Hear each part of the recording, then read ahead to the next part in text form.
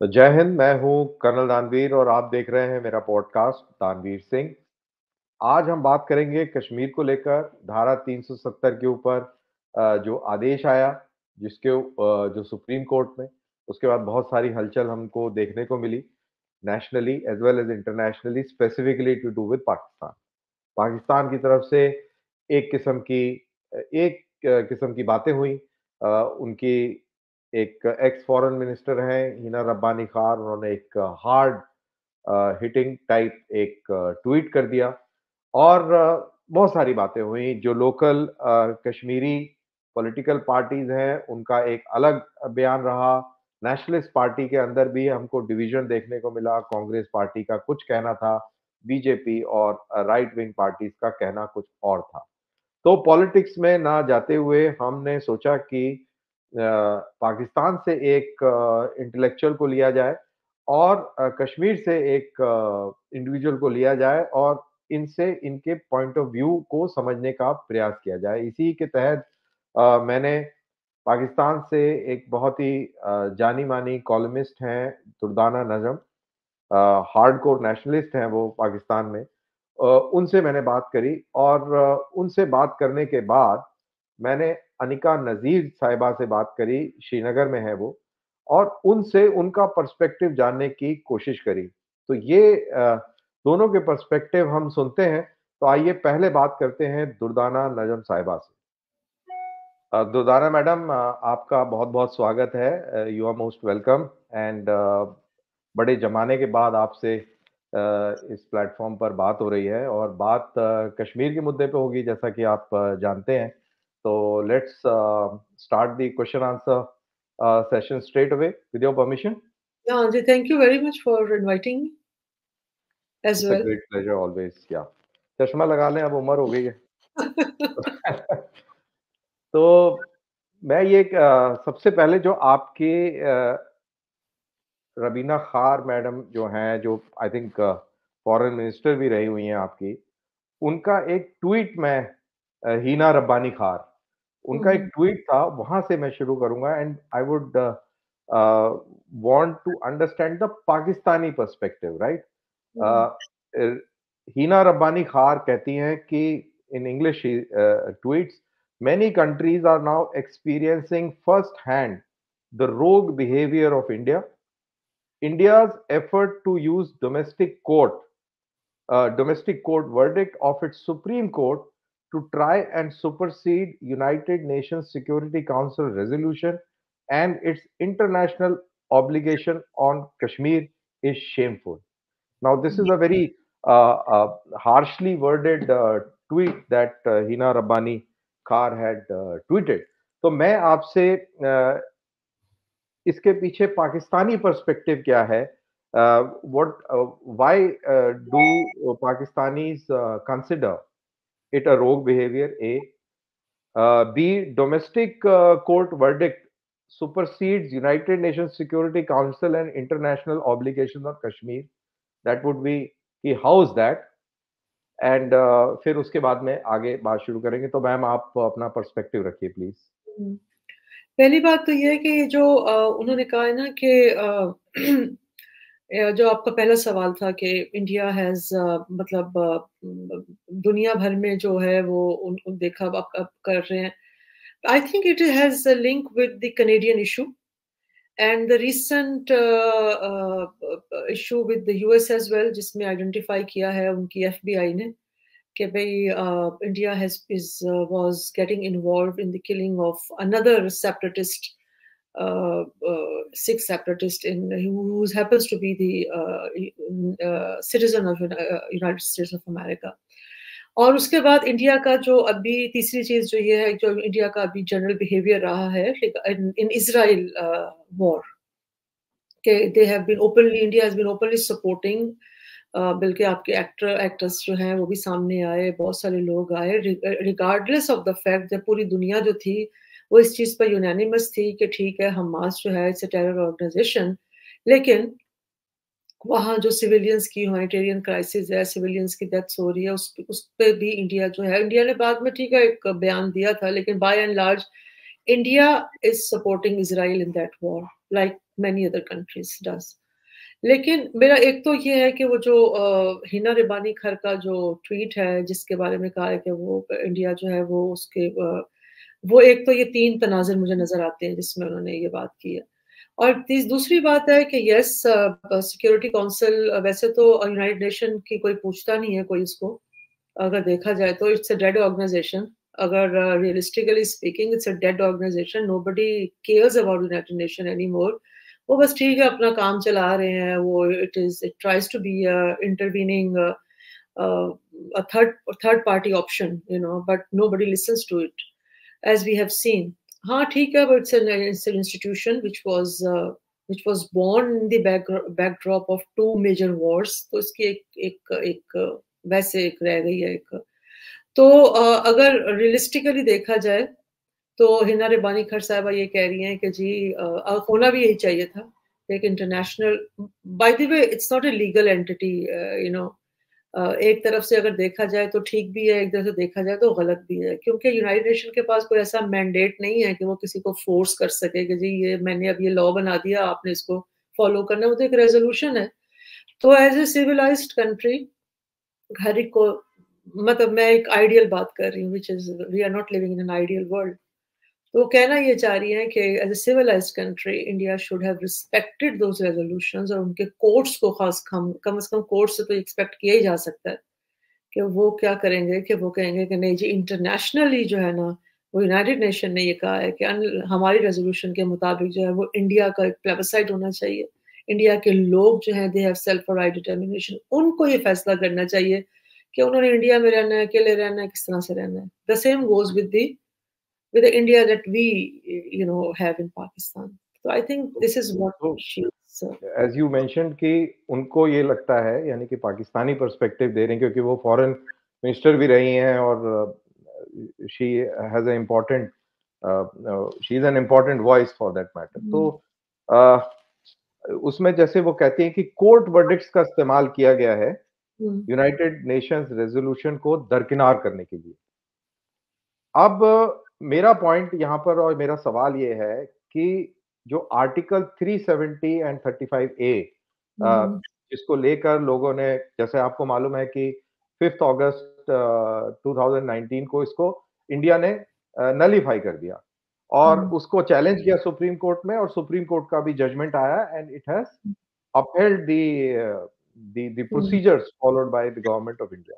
Now point over here is in India people are saying कि यार ये तो हमने चीज दी थी, खुद ही दी थी, ना तो यूनाइटेड नेशंस ने बोला था हमको 370 देने को, ना ये कोई पाकिस्तान से कोई अग्रीमेंट हुआ था, ये तो इंडियन पार्लियामेंट, इंडियन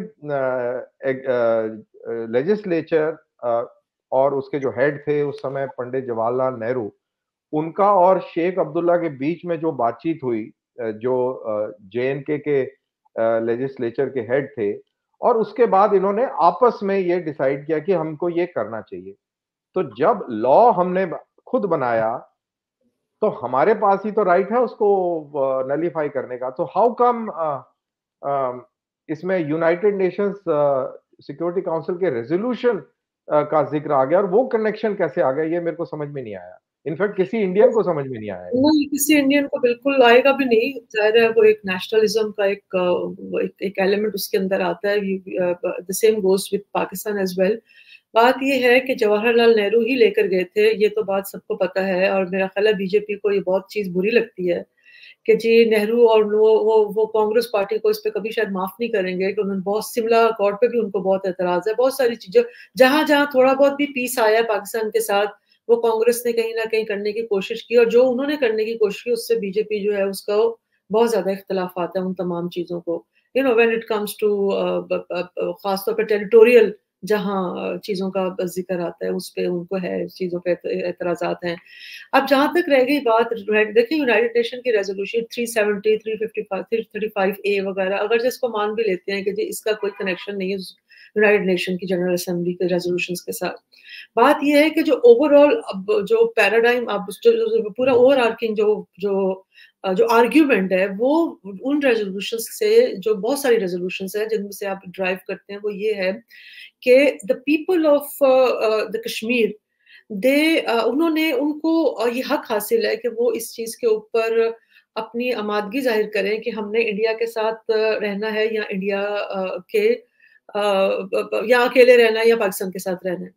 तो वो एक जो एलिमेंट है उसकी वजह से ही इन्होंने मुझे ऐसा लगता है कि ये सारा जो स्ट्रक्चर बनाया गया था quasi I would say independence का, because it's not complete independence obviously, it is just like जैसे अभी 18 अमेंडमेंट के बाद पाकिस्तान में हुआ है कि आपने प्रोविंसेस को बहुत सारे राइट्स दिए हुए हैं, और मेरा ख्याल इंडिया में भी ये है कि डिवॉल्व किया हुआ है उन्होंने पावर्स को, और सवाई फॉरेन अफेयर्स के, फाइनेंस के और डिफेंस के, by and large the provinces are autonomous in India as well.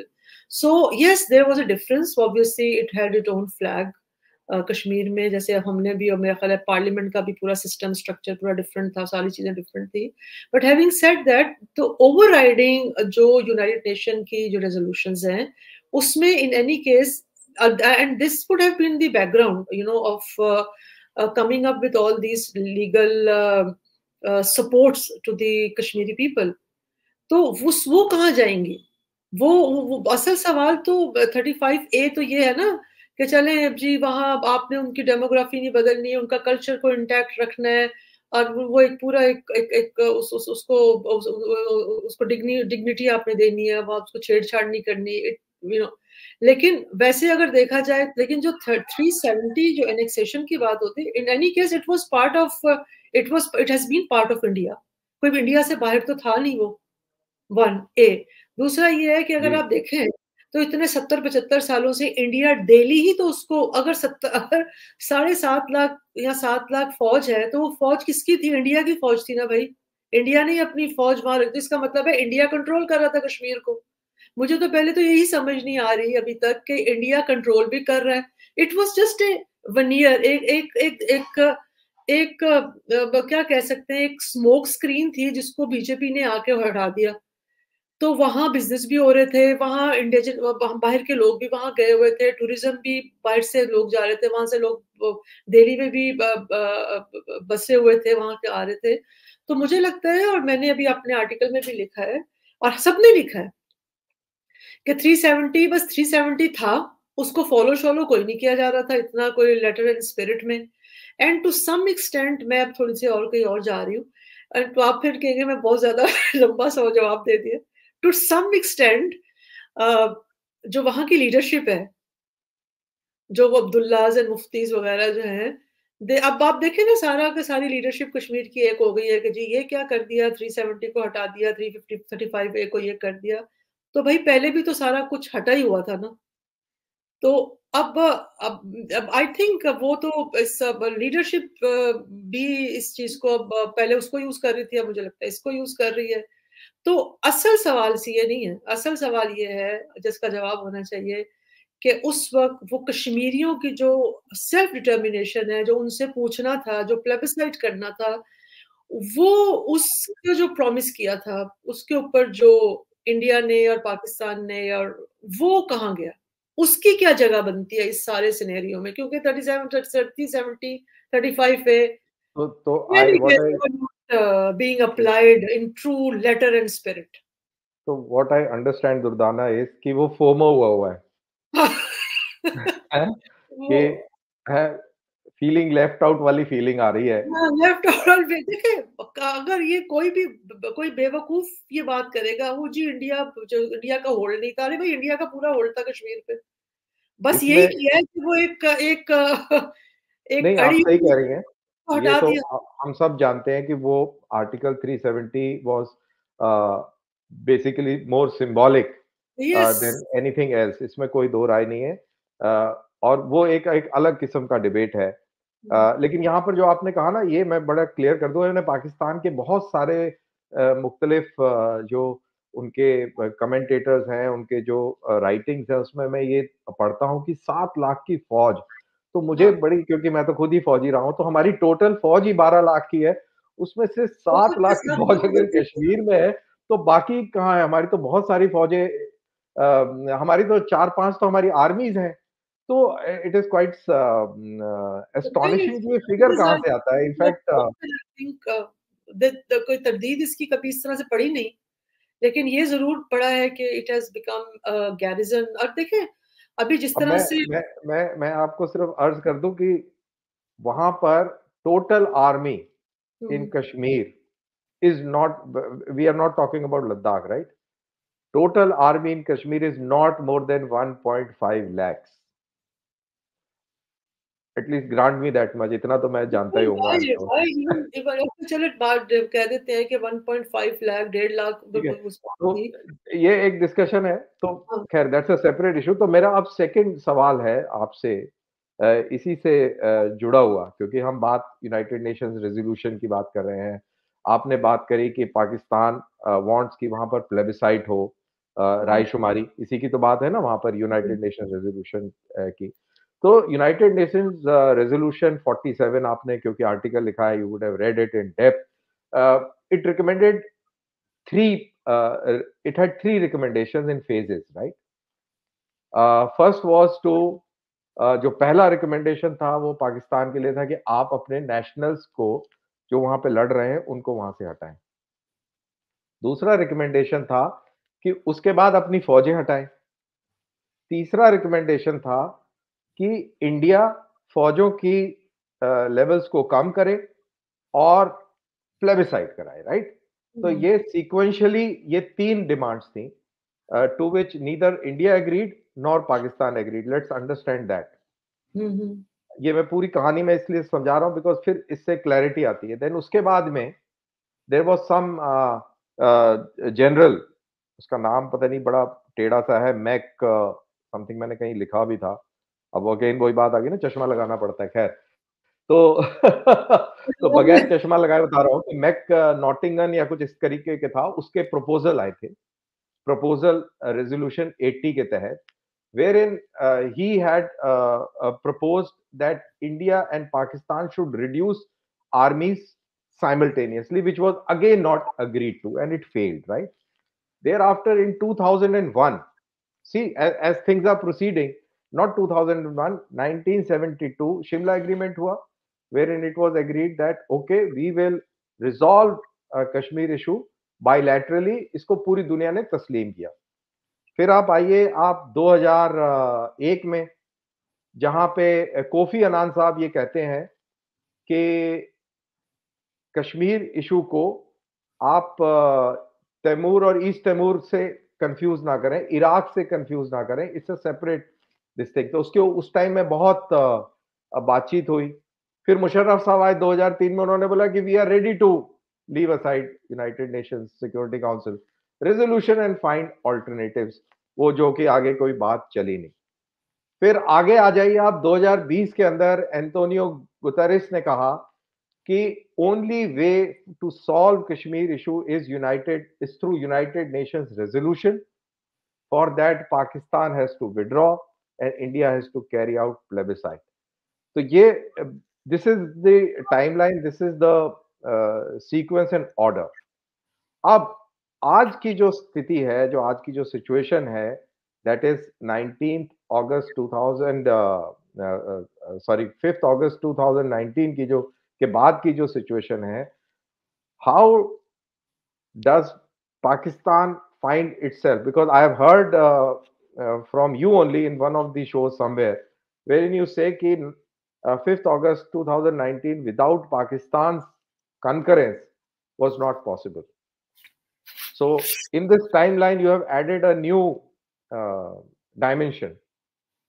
How would you like to respond to this?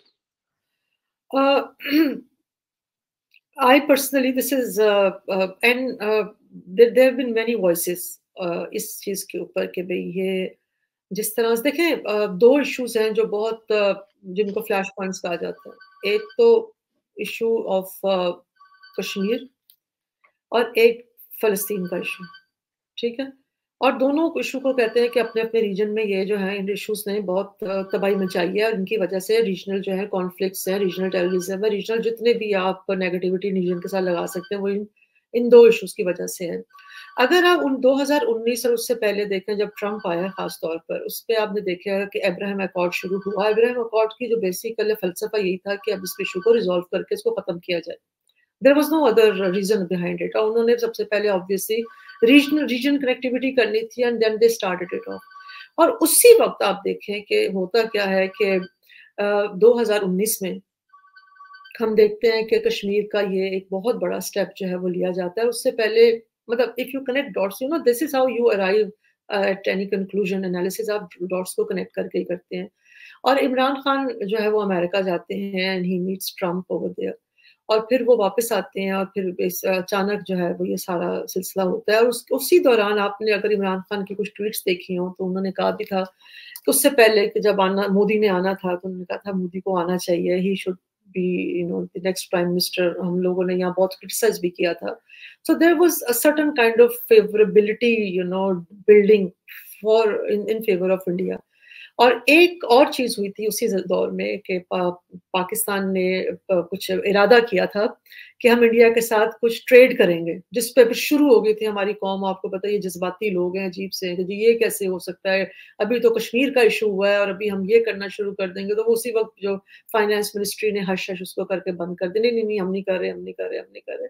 तो बहुत सारी चीजें थी जो इस चीज को इंडिकेट। फिर उसके बाद आप देखें कि जाहिर है वो तो खैर अफगानिस्तान का इशू बाद में, हालांकि तब क्रॉस बॉर्डर वायलेशंस वगैरह, फायरिंग वगैरह बहुत सारी चीजें हो रही थी, लेकिन बहुत सारी चीजें जो थी वो इस चीज को अभी तो आप अगर आप अब देखें ना, बाजवा के आप बहुत सारे इंटरव्यूज चीजें उठाकर देख लें, उसकी बहुत सारी अगर आप बहुत सारे हमारे लिखने वालों ने लिखा भी है। I think I was sharing with you, कुछ थोड़ा सा मतलब हाइपरबॉलिक भी था, लेकिन army at that point of time, Pakistan establishment was कीन कि अब इंडिया के साथ हमारे रिलेशनशिप ठीक हो जाए, और मोदी को इनवाइट करने का भी कुछ प्लान श्लैन चल रहा था कि जी किसी तरह से हम ये था। तो आपका क्या ख्याल है ये सारी चीजें जो हैं? अच्छा, फिर उसके बाद आप पाकिस्तान ने इतना ज्यादा शोर नहीं मचाया था, पाकिस्तान ने शोर मचाया था हाँ जी OIC को ये कर देना चाहिए, ये कर देना चाहिए। शाह महमूद कुरैशी का एक दो बहुत हार्श किस्म का क्रिटिसिज्म भी आया था, जिस पर उनकी बात की बाद में क्लास भी हुई थी कि आपने सऊदी अरेबिया को क्यों घसीट दिया।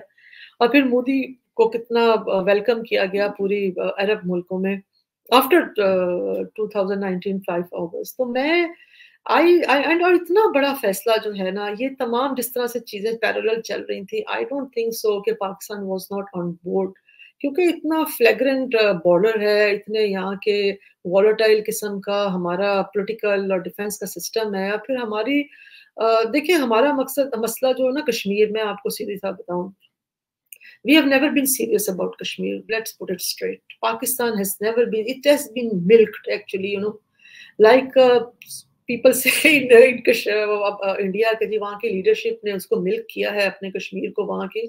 तो Pakistan has been using Kashmir just to you know एक आइडियोलॉजिकल एक पता नहीं लीनिंग है क्या है, जहाँ किसी को कोई पता नहीं है कि कश्मीर का क्या इशू है, क्या कोई अटैक कर, थोड़ा सा रेफरेंडम ही करवा लें कि जी कश्मीर के हवाले से क्या है, क्या सेंटिमेंट्स हैं।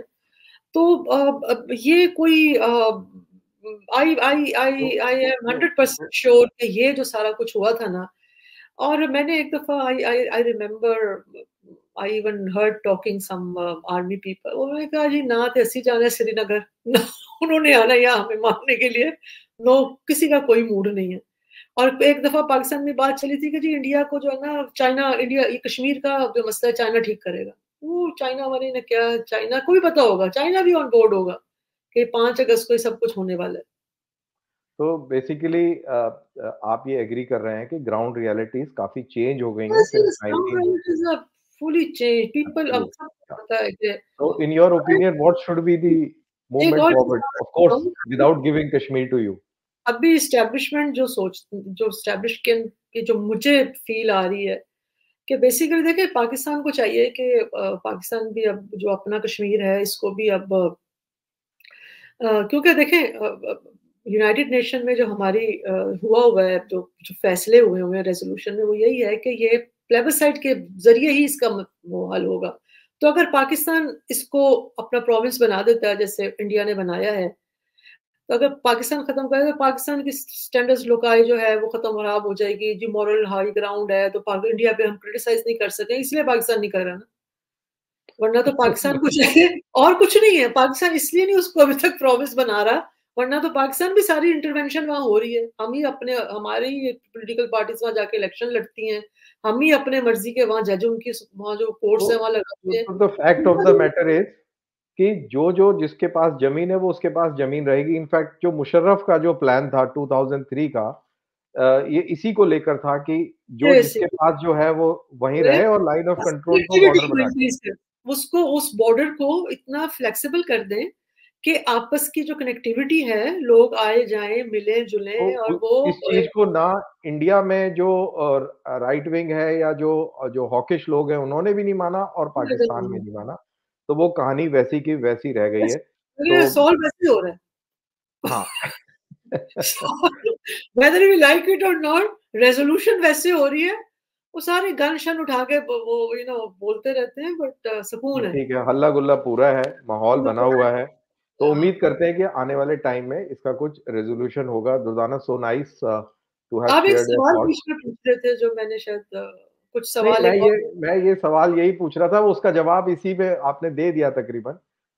मैं ये पूछ रहा था कि किसी ने किसी को कोई अपना इलाका देना तो नहीं है और इसका सॉल्यूशन क्या है? तो सॉल्यूशन तो वही है जो मुशर्रफ के टाइम में। इसमें मैं आपको एक छोटा सा बस थोड़ी सी बात खत्म हुई। गिलगित बल्तिस्तान हमें बल्कि चाहिए ये कि हम ये छोड़ें सारी जो हम लगे रहते हैं कि जी वो उन कश्मीरियों को भी पूछ लें। वो तो मुझे लगता है पाकिस्तान से पता नहीं कितने का अफिलिएटेड है, आई हैव नो आइडिया। कोई ग्रुप होगा, हमेशा से होता है, हर जगह होता है। अफगानिस्तान में भी होगा कोई, हमारे शायद हक में थोड़े से रह गए होंगे, वैसे तो मुझे ही लगता।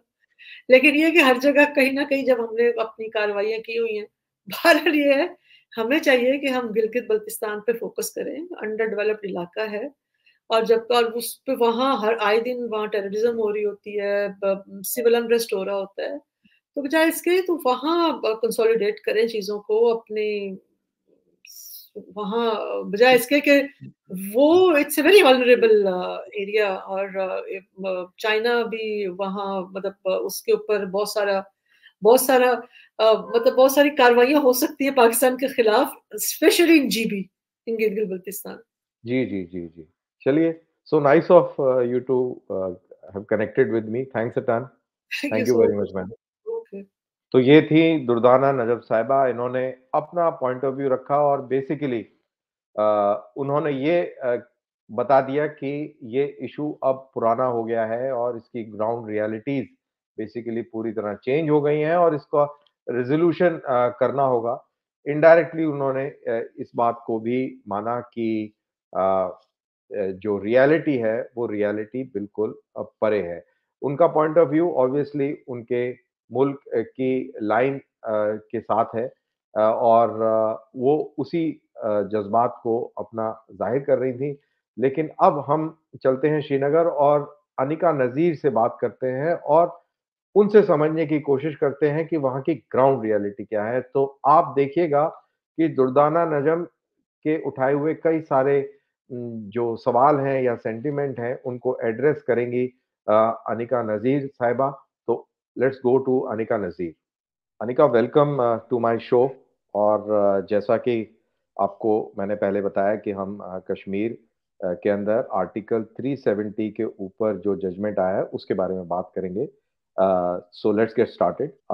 My first question to you is, ये ऐसा माना जा रहा है कि अ, अ, कुछ हलकों में, खास तौर से हमारे पड़ोसी मुल्क में, कि आर्टिकल 370 के ऊपर जो जजमेंट आया है ये यूनाइटेड नेशंस का जो रेजोल्यूशन है उसकी उसके बरखिलाफ है और इंडिया ने उसको बेदर्दी से दरकिनार करके और ये एक तरफा जोर जबर से लाया हुआ अपना एक निर्णय है। तो इसको आप एज ए कश्मीरी कैसे देखती हैं? First of all thank you so much for inviting me on your show. जो आपने सवाल पूछा है कि हमारे पड़ोसी मुल्क को लगता है कि ये जोर जबरदस्ती के बिना पर लाया गया है। अ, वो ऐसा मुल्क है विद इन द कंट्री। अगर आप पूछते कि किसी पर्टिकुलर कम्युनिटी को ये लगता है तो उसका आंसर कुछ और होता कि वो जो लोग हैं वो क्या सोचते हैं, उनके अपने मसलो मसाइल क्या है इस इशू को लेके। बट जिन लोगों की आप बात कर रहे हैं या जिनके बारे में आपने पूछा कि इन्हें ऐसा लगता है कि ये जोर जबरदस्ती के बिना पर इन्होंने आर्टिकल 370 को हटाया है, या इसमें लोग जो है उनकी परेशानी है, तो ये वो मुल्क है जिनको जब से इनका जो इनकी जो मतलब इनकी जो एग्जिस्टेंस है वजूद में जब से आई है, इनको तब से लगता है कि हम गज़र हिंद करेंगे। तब से 75 साल हो गए। इनको ये जी लगता है कि बार बार यूनाइटेड नेशंस में जाके जो ये छाती पीटते हैं कश्मीर को लेकर, उससे कश्मीर जो है इनके हाथ में आ जाएगा। इनको ये भी लगता है कि पीओजे के जिसके रिसोर्सेज को एक्सट्रैक्ट कर करके इन्होंने निचोड़ के रख दिया है वहां के लोगों को, या गिलगित बाल्टिस्तान के लोगों को, या बाकी हिस्सों के लोगों को इन्होंने निचोड़ के रखा है। इनको लगता है कि उस पर भी लोगों की नजर नहीं है, दुनिया की नजर नहीं है, and they are doing it very वो क्लीननेस के साथ कर रहे हैं। उनको ये भी लगता है कि कश्मीर के लोग उन्हें बहुत पसंद करते हैं और उनके साथ जब भी वो ऐलान करेंगे तो कश्मीर के लोग यहाँ से खड़े हो जाएंगे उनके साथ, हाथ से हाथ मिलाने के लिए। ऐसा कुछ भी नहीं है। ये ऐसे लोग हैं जिनमें कुछ भी लगता है।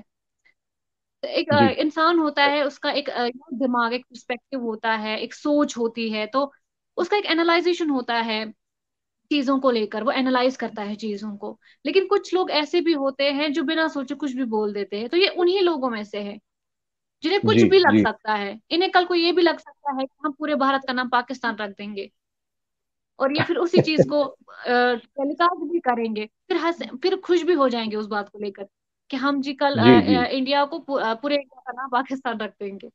तो इन्हें ये भी जी लगता है कि हम एक न्यूक्लियर वॉर करेंगे इंडिया के साथ, और इंडिया हमें हमारा तमाशा देखेगी। इतनी बड़ी आबादी जो भले उनके इंटरनल मैटर्स में या उनके आपस में नोकझोंक होती हो, बट जब भी कोई तीसरा थर्ड पर्सन को उनकी तरफ उंगलियां उठाता है तो वो एकजुट होकर वो उंगलियां तोड़ देते हैं।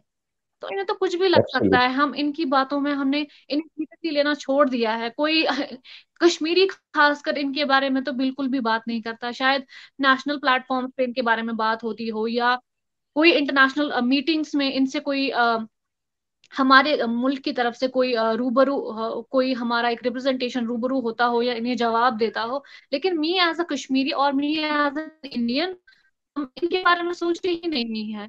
वो है ना कि एक लकूना होता है आपके पड़ोस में जिसे आप देखना ही नहीं चाहते हैं, जिस गंदगी को आप देखना ही नहीं चाहते हैं। कोई घर ऐसा कहीं जगह होता है ना कि उसके आसपास एक गंदगी है, फिर आप उस साइड का जो एरिया है वो बंद ही कर देते हैं, क्लोज कर देते हैं कंप्लीटली, क्योंकि आपको देखना नहीं है, और आप उस गंदगी से मुतासर नहीं होना चाहते, आप अपनी फैमिली को उससे मुतासर नहीं करना चाहते, तो आप उसको कंप्लीटली बंद कर देते हैं। तो एज अ कश्मीरी हम वही कर रहे हैं कि हम इनकी तरफ से आने वाली चीजें या इनके स्टेटमेंट्स को हम बिल्कुल इग्नोर कर रहे हैं। हमें नहीं लेना देना है उनके साथ कुछ, और ना ही हम उनको एंटरटेन कर सकते हैं any more for any mileage. नहीं बिल्कुल, क्योंकि इन्होंने जो पार से जितनी मुदाखलत हुई है पिछले कई सालों में, उससे कितने लोगों के घर तबाह हो गए और कितना नुकसान हो गया। क्योंकि हमारे जो मेरे जो व्यूअर्स हैं वो वाइड स्प्रेड हैं, पाकिस्तान में भी देखते हैं, इंडिया में भी देखते हैं और वगैरह भी। और आप कश्मीर में, श्रीनगर में ख़ास हैं, और मेरे और भी वहाँ पर दोस्त हैं, मैं उनसे भी बात मैंने करी, और जो आपने जो सेंटिमेंट अभी बतलाया वो इसी के साथ अ, अ, मेल खाता है, उनका भी सेंटिमेंट। वो बात और है कि कुछ पॉलिटिक्स है, वो उसमें अलग-अलग व्यू पॉइंट हो सकता है। आर्टिकल 370 को लेकर हमने नेशनल पार्टीज में भी कांग्रेस का एक अलग व्यू पॉइंट देखा है, हमने कम्युनिस्ट पार्टी का अलग देखा है। सो अलग-अलग व्यू पॉइंट है, और ये डेमोक्रेसी है, इसके अंदर डिबेट है, डिस्कशन है। वहीं जो कश्मीर की जो लोकल पार्टीज हैं, उनका भी एक पॉइंट ऑफ व्यू है। तो ये पॉइंट ऑफ व्यू है, इसके ऊपर बात होती है, पॉइंट ऑफ व्यू सुने जाते हैं, जवाब दिए जाते हैं, और इसी तरीके से चीज इवॉल्व होती है। तो मेरा पॉलिटिक्स पे फोकस कम है। मैं आपसे ये जानना चाहूंगा कि आपको as a Kashmiri citizen, as an Indian citizen, आपको कैसा क्या फर्क महसूस हुआ है 2019 5 अगस्त से लेके और आज तक? कुछ आपको बदलाव नजर आया है? क्या चीज आपको दिखती है जो आप लोगों को बताना चाहेंगी? सी जो 2019 की आप बात करते हैं, अ, वो दिन या उस दिन के बाद जो फॉलोइंग डेज है, देखिए हमारा जब से मैं पैदा हुई हूँ मैंने एक ही चीज सुनी है, खून रेजी देखी है, कर्फ्यूज देखे, अपने सामने टेयर गैस चलते हुए देखे हैं मैंने, कर्फ्यूज या स्टोन पेल्टिंग अपने सामने होते हुए देखे बचपन से ही। तो 2019 को एक ऐसा एक ऐसा फैसला लिया जाता है, और हमारा पॉलिटिकल क्लास जो है उनकी तरफ से ये बताया जाता है कि हम हमसे हमारी जो डिग्निटी है वो छीन ली गई है, हमसे हमारा जो वजूद है वो छीन लिया गया है। 2019 5 अगस्त तक बहुत सारे ऐसे लोग, आम लोग हैं जिन्हें ये पता भी नहीं है क्या था कि आर्टिकल 370 है क्या, इससे क्या बेनिफिट्स है कश्मीर को या क्या बेनिफिट्स नहीं है। बट जब इसे एब्रोगेट किया गया उसके बाद जब कश्मीरियों को एक एक टाइम मिला 4 साल का चीजों को नोटिस करने का, एनालाइज करने का, तो उन्हें जो उनके लिए जो नॉर्मल सी है ना, जो रेस्टोर होना, एकेडमिक सेशन रेस्टोर होना, इंटरनेट डिस्ट्रप्शन जो होता था उसमें रेस्टोरेशन होना, कोई इंटरनेट डिस्ट्रप्शन नहीं होता था, या हमारा जो बिजनेस है वो फिर से रिस्टोर हुआ, हमारा टूरिज्म कंप्लीटली रिस्टोर हुआ। ये हमारे लिए, हमने तब समझा कि नॉर्मल सी ये होती है, एक किसी भी रीजन में एक्चुअल नॉर्मल सी ये होती है। लेकिन अनफॉर्चुनेटली आप देखिए ना हमारी किस्मत क्या है, हमें नॉर्मल सी न्यू नॉर्मल लग रही थी, हमारे लिए ये चीजें न्यू नॉर्मल थी क्योंकि हमने कभी देखा ही नहीं है कि नॉर्मल पैटर्न होता है जिंदगी का। स्कूल के 365 ईयर की 365 डेज में से कम 250 दिन तो स्कूल जाना ही है। अगर हॉलीडेज को निकाल दे, वेकेशंस को निकाल दे, या कम से कम 200 दिन तो हम स्कूल जाएं। हमारे यही 190 दिन, कभी 150 दिन, क्योंकि महीनों महीनों तक हड़ताल चलती थी, पर फ्राइडे हड़ताल चलती थी। तो ये 4 सालों में, ये 5 सालों में, आई थिंक कहीं ना कहीं अपनी जगह हर एक इंसान ने ये तो रियलाइज किया कि चलो अगर हम इस करंट डिस्कशन से अग्री नहीं करते या इस करंट पॉलिटिकल पार्टी से अग्री नहीं करते, लेकिन ये जो हम चेंजेस देख रहे हैं ये हमें चाहिए थी अपनी जिंदगी में।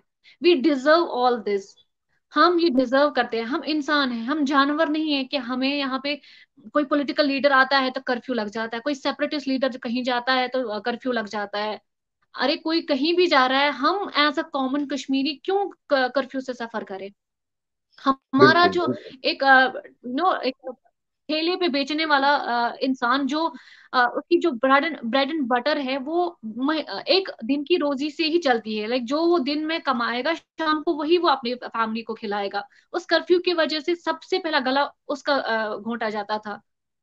तो ये चीजें जी, हमें रियलाइज हो गई हैं। उसके बाद आज जब कंप्लीटली आर्टिकल 370 के ऊपर एक सुप्रीम हायर अथॉरिटी का एक वर्डिक्ट आया कि ये एक टेम्पररी वर्जन था जिसको आप एब्रोगेट कर सकते थे, इसकी कोई वैलिडिटी नहीं थी, और ये पूरा हक था प्रेसिडेंट का, वो इसे उठा सकता था। तो आज कश्मीरी लोगों की तरफ से कोई रिएक्शन नहीं है, आम लोगों की तरफ से कोई रिएक्शन नहीं है। बहुत सारे लोग इस डेल्यूजन से बाहर निकल चुके हैं कि ये एक टेम्पररी वर्जन था, प्रोविजन था जिसे हटाया जा सकता था, और ये इसको हटाया गया। मेरे हल्ला गुल्ला करने से इसमें कुछ फर्क नहीं आएगा। अगर कोई हल्ला गुल्ला इस टाइम कर रहा है तो वो हमारी रीजनल पॉलिटिकल पार्टीज है, दैट टू स्पेसिफिक। और वो इसी, अब क्या हो रहा है ना कि उनको नैरेटिव सेट करने में प्रॉब्लम हो रही है। अभी तक 4 सालों जी, में जो कैंपेन्स हो रही है, उन्हें पता था इलेक्शंस नहीं होने लेकिन हमें कैंपेन्स तो करनी है। उन्हें कैंपेन्स में क्या कह रहे थे कि हम हार नहीं मानेंगे, हमने पिटिशंस फाइल की है, हम अपने स्पेशल स्टेटस को वापस ले आएंगे। अब एक क्लैरिटी ऑफ थॉट्स जो है ना वो मिल गई है कि स्पेशल स्टेटस वापस नहीं आने वाला है। तो उन्हें ये नैरेटिव सेट करने में प्रॉब्लम हो रही है कि लोगों को क्या बोले। तो अब वो सामने आ रहे हैं कि ये तो अभी लंबी लड़ाई है, ये तो थोड़ी 4 साल की, ये तो लंबी लड़ाई है। दैट मीन्स वो आगे आने वाले इलेक्शंस में इस कार्ड को as a trump card use करेंगे, ये बताते हुए लोगों को कि हम स्पेशल स्टेटस वापस लाएंगे, जबकि ऐसा नहीं होने वाला है। इसलिए जो आम कश्मीरी आप देखेंगे, उनसे बात करेंगे, वो बोलेंगे चला गया तो चला गया, मैं क्या कर सकता हूँ, जी, जी। मेरा कोई बेनिफिट तो नहीं था। पॉलिटिकल क्लास इनफैक्ट का था, उन्हें कंकरेंस में मजा आता था, कंकरेंस हमसे लिया जाए, उनको ये मजा आता था कि हम जो लैंड इलीगल कंस्ट्रक्शन करते हैं या माइंडलेस कंस्ट्रक्शन करते हैं, इलीगली लैंड को मिस यूज करते हैं, तो हमें कोई पूछने वाला नहीं था, सेंटर से कोई पूछने वाला नहीं था। यहाँ जो जॉब्स में प्रायर टू 2019 स्कैम्स हुए हैं, कोई पूछने वाला नहीं था। कोई इन्वेस्टिगेशन नहीं हुई है उस पे, तो उन्हें ये चीज तो खलेगी। लेकिन आम इंसान को पता है मेरा तो बेनिफिट है ही नहीं। आई एज एक कश्मीरी लड़की अगर रेस्ट ऑफ द इंडिया में किसी और मुस्लिम लड़के से शादी करती या अपना घर बसाती वहां पे, वो अपनी प्रॉपर्टी राइट्स ही खो देती थी।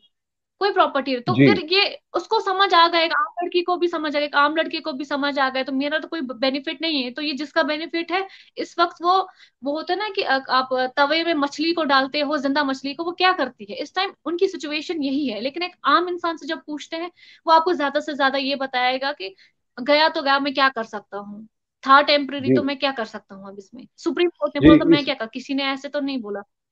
जी। एब्सोल्युटली अनिका, इसमें एक पॉइंट और मैं आपसे क्लैरिफाई करवाना चाहूंगा।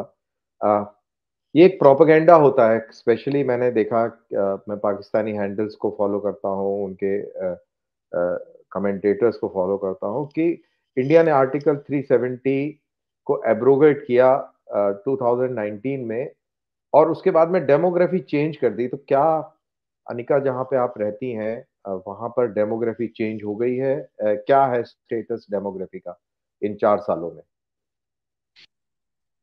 I am still not able to process this in my mind that what is the change in demography। उनका क्या मतलब है डेमोग्राफिक चेंज? 4 साल में क्या ही डेमोग्राफिक चेंज हो गया? आप मुझे बताइए, आप जिस जगह रहते हैं, क्या आप उसको छोड़कर आके यहाँ ठंड में कश्मीर में रहेंगे? यहाँ 6 महीने ठंड रहेगी। जिस इंसान का पैटर्न सी मुझे मेरा पैटर्न बन गया है, मैं 6 महीने ठंड में रह सकती हूँ। अब मेरी बॉडी रिस्पॉन्ड करती है, ठंड को नहीं करती। लेकिन जब आप मुझे ज्यादा गर्मी में ले जाओगे, तो मैं मेरी वहां सांस फूलने लगेगी, मुझे ब्रेथलेसनेस होगी, क्योंकि मेरी आदत नहीं है। तो यहाँ जो एक लेबरर भी आता है ना, वो भी अक्टूबर आते ही भाग जाता है यहाँ से, क्योंकि उसे यहाँ नहीं रहना है। एक नॉर्मल लेबरर जो यहाँ काम करता है, जो 10 सालों से यहाँ काम कर रहा है, 12 सालों से, उसको भी यहाँ नहीं रहना है। तो मुझे ये समझ नहीं आ रहा ये कौन सी डेमोग्राफिक चेंज की बात। अच्छा, रिसेंटली एक स्कीम भी आई थी जिसमें ये कहा गया था कि फैमिलीज को जो है एक अमाउंट, एक लैंड दिया जाएगा, लेकिन उसमें कुछ क्राइटेरिया है कि उनके पास अगर कोई भी लैंड नहीं है तो उनको लैंड दी जाएगी विद इन द कश्मीर। जो मेन कश्मीरीज, बहुत सारी कश्मीरीज जो है, कश्मीरी जो हैं, वो विदाउट लैंड है, दे आर होमलेस, उनके पास कोई लैंड नहीं है, बहुत गरीब तबके से है। तो बहुत सारा प्रोपागेंडा इन्हीं रीजनल पॉलिटिकल पार्टीज के थ्रू आया कि ये एक्चुअल अब डेमोग्राफिक चेंज स्टार्ट होगा, अब इन्होंने ये स्कीम के थ्रू करेंगे, अब ये बाहर चलाएंगे, यहाँ पे उनको बसाएंगे। लेटर जब उस स्कीम का एक डिटेल्ड वर्जन सामने आया, जब देखा गया कि किन लोगों को लैंड दी गई, वो कश्मीरी ही थे, जिनके पास एक्चुअली इन कोई लैंड नहीं इन थी, इन जिनके पास कोई घर इनफैक्ट नहीं था। इनफैक्ट वेरी जैसा मैंने बोला केसेस। कि ये जैसा मैंने, अनिका सॉरी मैं आपको इंटरप्ट कर रहा हूँ, जैसा मैंने बोला कि इसको बहुत नो नो नो। प्रोग्राम को लोग देखते हैं, और मेरा तजुर्बा पैन इंडिया वाला है।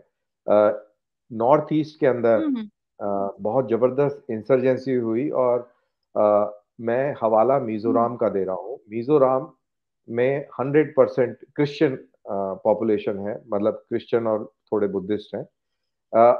और वहाँ पर एक इंडिया में जितनी शिद्दत से या जितनी इंटेंसिटी से वहाँ पर मिलिट्री ऑपरेशंस हुए, उतने कहीं भी नहीं हुए।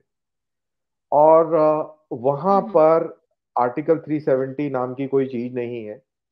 वहाँ भी किसी ने हम्म डेमोग्राफिक चेंज करने का प्रयास नहीं किया। जैसी सिचुएशन वहां पर 1947 में थी, 1971 में थी, या 81 या 2001 या आज 23 में है, उसमें कोई भी चेंज नहीं आया। और मिजोरम को छोड़ दीजिए, ना नागालैंड, मन कहीं भी।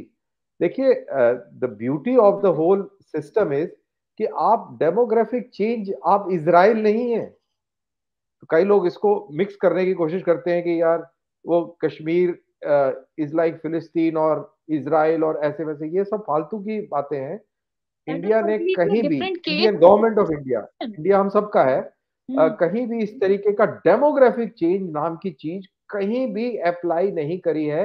जहां जहां पर ये इश्यूज हुए हैं, मैंने आपको एक हवाला दिया है।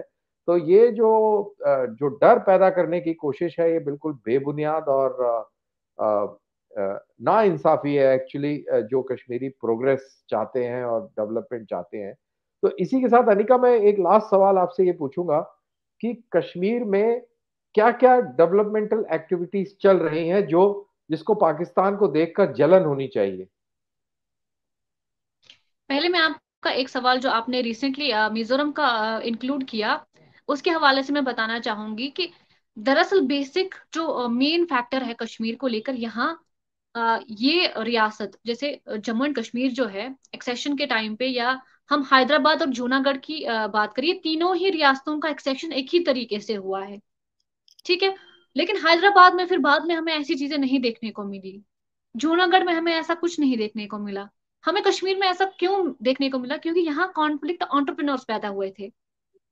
यहाँ बिल्कुल। कॉन्फ्लिक्ट एंटरप्रेन्योर्स ने टर्माइट्स की तरह, दीमक की तरह इसको अंदर से खोखला कर दिया था। यहाँ इन्होंने हमें, हमारे यहाँ कश्मीरी लैंग्वेज में बताया जाता है कि युमो ओन योर बंदूक, इन्होंने बंदूक लाई कश्मीर में, इन्होंने बंदूक के जोर पे जो मन मर्जी की किया, रिग्ड इलेक्शंस करवाए, वो भी एक बड़ा फैक्टर रहा। उस ट्रस्ट डेफिसिट का जो स्टार्ट हुआ, जो राइज हुआ कश्मीर में, इन सब चीजों का, और जिसे अब खत्म होते होते 35 30 32 साल लग गए लोगों को समझने में, एक नई जनरेशन को अपने आप को एक्सप्लोर करने में। अब मुझे बताइए, मैं ये सबसे बड़ा मुझे ऐसा रियलाइज हो रहा है, जिस तरीके से मैं चीजें देख रही हूँ, मुझे लगता है इन पिछले कई सालों में अ, मुझे लगता है ये एक ह्यूमन राइट्स वायलेशन है एक इंसान के लिए एज एन इंडिविजुअल, कि वो अपनी चीजें ही एक्सप्लोर नहीं कर पा रहा है, वो अपना माइंडसेट ही एक्सप्रेस नहीं कर पा रहा है, वो अपना अपनी ख्वाहिशें ही एक्सप्लोर नहीं कर पा रहा है। मुझे आर्ट पसंद है, तो मैं ये 10 बार सोचती हूँ कि मैं आर्ट को प्रेफर करूँ या नहीं, क्योंकि कल को मेरे घर में कोई आएगा मुझे धमकाएगा। ये 2019 से पहले की सिचुएशन थी। इन पॉलिटिकल लीडर्स ने हमें इतनी अश्योरिटी भी नहीं दी, इतनी सेफ्टी भी नहीं दी कि हम अपने आप को सेफ फील करें, सिक्योर फील करें। कैडर जमा नहीं करना होता है लालच के नाम पे, 500 रुपए के नाम पे, सब्जियों के नाम पे। इस चीज पे कैडर जमा नहीं किया जाता है। कैडर कैडर में आप उनको सिक्योर फील करवाते हो। कैडर में आप उनकी फैमिलीज में, एक्सटेंडेड फैमिलीज में देखते हो कि क्या उनको ये अश्योरिटी है कि हम उनके लिए खड़े हैं, हम उन्हें सेफ फील करवा रहे हैं। इन्होंने क्या किया, हमेशा इन्होंने एक ड्यूअल पॉलिसी चलाई, जिसमें इन्होंने सेपरेटिस्ट आइडियोलॉजी को, प्रमोशन था पहले से, इन्होंने उस सेंटिमेंट को यूज किया वोट बटोरे। इन्होंने क्लैरिटी के साथ कभी पॉलिटिक्स दिखाई नहीं हमें। आज अगर मैं हूं, मैं बोलती कि ठीक है, जो भी था, लेकिन इस पॉलिटिकल पार्टी ने क्लैरिटी के साथ बोला मैं इंडियन हूं तो इंडियन ही हूं, मैं किसी सेपरेटिस्ट थॉट के साथ नहीं हूं। लेकिन ये क्लैरिटी हमें कभी जी। नहीं मिली एज एन इंडिविजुअल। जी। जो आप अब बात कर रहे हैं कि कौन कौन सी डेवलपमेंट हो रही है, मैं कह रही हूँ कि घंटाघर एक सिंबॉलिक, एक मोन्यूमेंट बन गया है हमारे लिए, जहां लोग कूदे हुए होते थे, जहां जलसा पूरा एक टाइम पे इकट्ठा हो जाता था, पूरा समअप हो जाता था। कहीं पुलवामा चलो, श्रीनगर चलो, लाल चौक चलो, डाउनटाउन चलो, माइसुमा चलो, इधर चलो, उधर चलो, मायके चलो, ससुराल चलो, सारा फिर उधर ही समअप होता था। वो ऐसा सिंबॉलिक क्रिएचर मतलब बन गया था, मॉन्यूमेंट बन गया था। इनसे वो तक नहीं बनाया गया, इनसे वो तक रेनोवेट नहीं किया गया, इनसे मामूली रोड्स तक रेनोवेट नहीं किए गए। ये इनका आपको पता है, इन पे एक जोक भी बना था कुछ साल पहले कि ये लोग सितंबर के महीने में आते हैं और रोड्स बनाते हैं, फिर सितंबर के बाद अक्टूबर में बारिश होती है, वो रोड्स होते हैं पक्के नहीं होते हैं, तो उसके बाद उसका हलवा बन जाता है, क्योंकि बर्फ पड़ जाती है तो फिर वो जम जाता है, वो रोड्स फिर से खराब हो जाते हैं।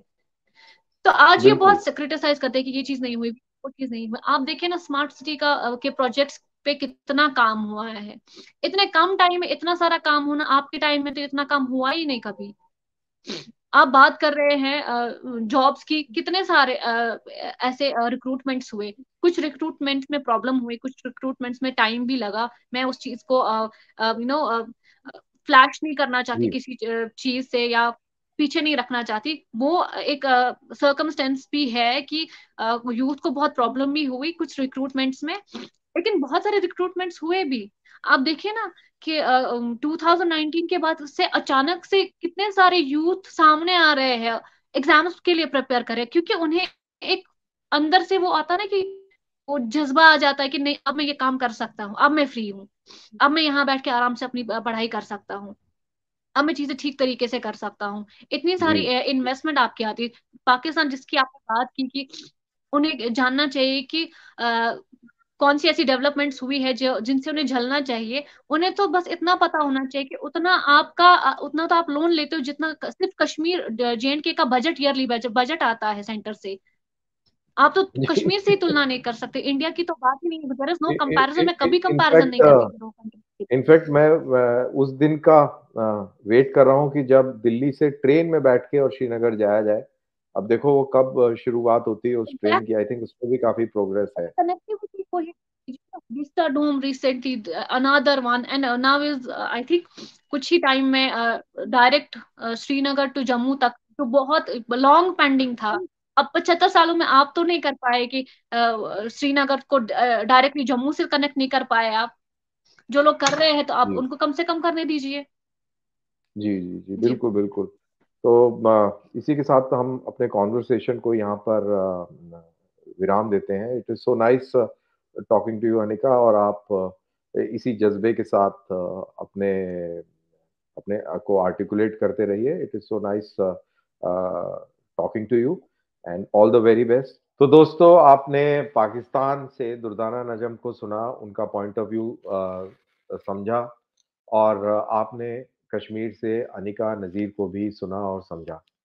इससे एक बात तो बड़ी क्लियर हो जाती है कि जो अंडरस्टैंडिंग पाकिस्तान में कश्मीर को लेकर है, वो बिल्कुल ग्राउंड रियलिटी से परे है। और जो कश्मीर के अंदर जो अंडरस्टैंडिंग पाकिस्तान को लेकर है, वो बिल्कुल मुख्तलिफ है।